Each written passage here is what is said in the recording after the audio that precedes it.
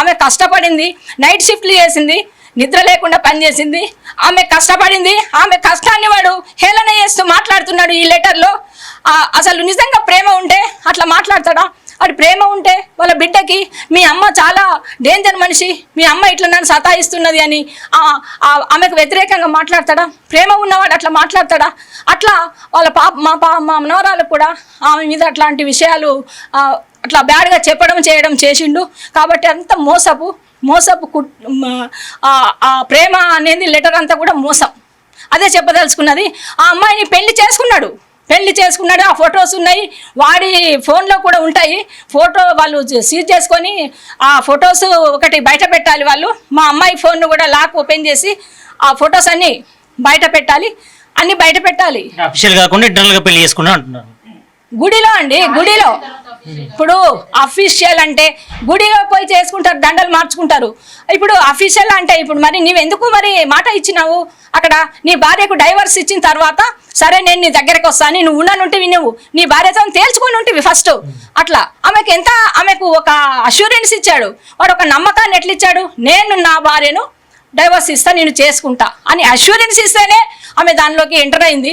మరి ఎందుకు నువ్వు ఇంకా ఇస్తలేవు అని క్వశ్చన్ చేస్తుంది ఆమె వైఫ్ రైట్స్ కోసం ఆమె కొట్లాడింది. గొడవ అంతా కూడా అదే గొడవ. అంటే ఆ విషయంలోనే స్వేచ్ఛ డిప్రెషన్ గురి ఇట్లా చేసుకుందాం. అవునవును, అదే విషయము. ఇప్పుడు అంత స్టేజ్ ఇప్పుడు మమ్మల్ని ఎందుకు వాళ్ళ నాన్న ఎందుకు పిలిచింది? ఎప్పుడు కూడా నాన్న నువ్వు రా, నాకు వద్దు ఇక లాస్ట్ మాట అని చెప్పేసి ఆమె 5 ఏళ్ల నుంచి ఎప్పుడు కూడా మా కోసం మాట్లాడని పిలవలేదు. వాళ్ళని పెంచినటువంటి అన్నయ్య అక్కయ్యలను వాళ్ళకు సమస్యలు ఉంటే ఇంకా వీళ్ళే చూడలేక పోయి మాట్లాడడం చేయడం చేసిండ్రు. అంతకుముందు కూడా ఒకసారి బిల్డింగ్ పై నుంచి ఇట్లాంటి ఇష్యూలోనే ఆమెను దూరం పెట్టడం, నెగ్లెక్ట్ చేయడం మూలంగా ఆమె క్వశ్చన్ చేసినప్పుడు అప్పుడు ఏం చేశాడు? గొడవ పెట్టుకొని బిల్డింగ్ పై నుంచి ఇక నేను దీనిపై నుంచి దూకి చచ్చిపోతా, సూసైడ్ చేసుకుంటా అని వాళ్ళని పెంచినటువంటి మా కోడలికి వాళ్ళ దంపతులు ఇద్దరికి కాల్ చేసి చెప్పిండు. మేము అప్పుడు మా బావగారి భార్య చనిపోతే, మా తోటి కోడలు చనిపోతే ఆ యొక్క దినాలకు మేము అక్కడ ఆదిలాబాద్లో ఉన్నాము. మేము ట్రైన్ ఎక్కినాం ఇటు రావడానికి. మాకు కూడా కాల్ చేసిండు అప్పుడు. అంటే మేము ఎప్పుడు మాట్లాడలేదు కదా. మా అమ్మాయి మాట్లాడితే ఫోన్ చేస్తే మాట్లాడతాం అంటే ఇక ఆయన ఫోన్ చేసి నేను సూసైడ్ చేసుకుంటా దీనికి వెళ్ళి దుంకి అని. తర్వాత ఆమె కూడా ఇట్లా అని. అప్పుడు మా పాప అక్కడే ఉంది. ఆమె టెన్షన్కి మొత్తం వామిటింగ్ వచ్చేసింది.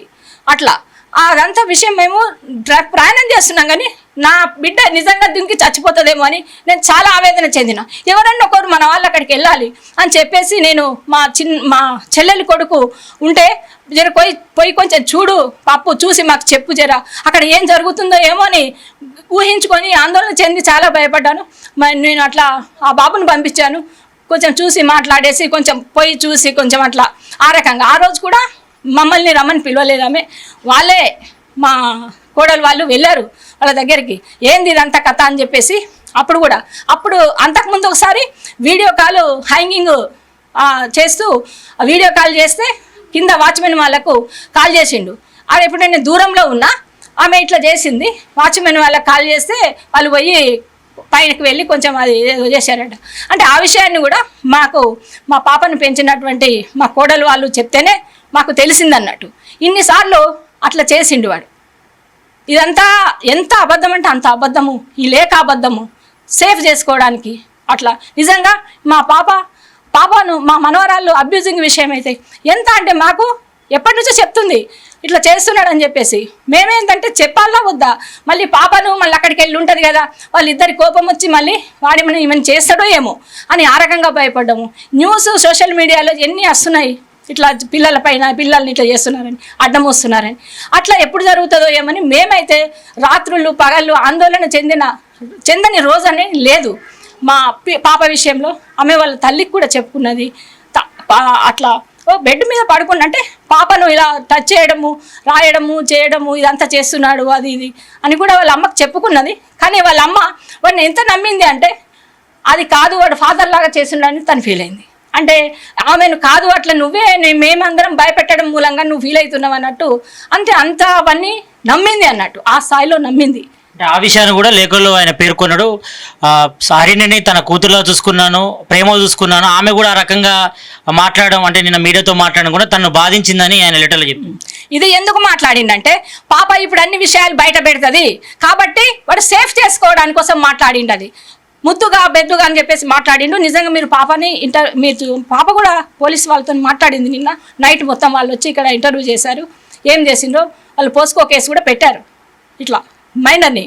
అదే విషయం అది దాని నుంచి సేవ్ చేసుకోవడానికి ఆమె చాలా ప్రేమ అని చెప్పేసి అది మాట్లాడాడు అన్నట్టు. అన్నిటి నుంచి తప్పించుకోవడానికి కొన్ని పాయింట్స్ నోట్ చేసుకొని వాడు మళ్ళీ కాలర్ ఎగరేసుకుంటూ నేను అంత ఫేర్ అని చెప్పేసి క్లీన్ ఆయన్ని చెప్పేసి గల్లా ఎగురుకొని అడ్వకేట్ని పెట్టుకొని అది రాయకపోతే వాడి పొలిటికల్కి దెబ్బ అంటే ఇగో అనేది దెబ్బతింటుంది కాబట్టి అట్లా పెట్టాడు అన్నట్టు. కానీ వాస్తవాలు తెలిసిపోతాయి. ఇప్పుడు కాకుండా రేపు అన్నీ తెలుస్తుంటాయి. పోలీసులు ఏం కోరుతున్నారు? ఈ కేసులో ఎలాంటి న్యాయం కోరుకుంటున్నారు? అదే కఠినంగా శిక్షించాలి. ఈ పాప విషయంలో కూడా వాళ్ళు అట్లా ప్రవర్తించినప్పుడు ఆమె చాలా ఆవేదన, అసలు మేము దాన్ని లెక్క పెట్టలేము చెప్పలేము కూడా. కాబట్టి కేసులు కఠినమైన నాన్ బెయిలబుల్ కేసులు పెట్టి వాడిని ఎక్కువ కాలం జైల్లో ఉండేటట్టు కేసులు పెట్టి వాడికి తగిన బుద్ధి చెప్పాలి. ఇంకొకసారి జీవితంలో అలాంటి తప్పులు చేయకుండా, అలాంటి మహిళలను మోసం చేయకుండా, మహిళలను ఇలాంటి అంటే అసభ్యంగా ప్రవర్తించకుండా వాడికి బుద్ధి చెప్పాలని కోరుతున్నాం. ప్రభుత్వం కూడా దీని మీద ఇప్పుడు బీఆర్ఎస్ పార్టీ సంతోష్ కుమార్ వాళ్ళకు దగ్గరగా ఉంటూ నేను అంటే కేవలం పొలిటికల్ దానికోసమే మధ్యలో ఏమైంది బీఆర్ఎస్ది కొంచెం ఇదైంది కదా, నేను బీజేపీలోకి పోతా అన్నాడట. బీజేపీలోకి అంటే నువ్వు బీజేపీలోకి పోతే నేను నీకు విడాకులు ఇస్తాను ఏమన్నదట.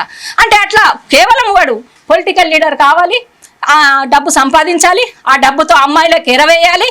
ఇట్లా వీడి యొక్క వీక్నెస్ ఉమెనైజర్. వాడు ఉమెనైజర్ అని చాలామంది నాకు చెప్పారు, వాడి స్నేహితులే చెప్పారు మాకు.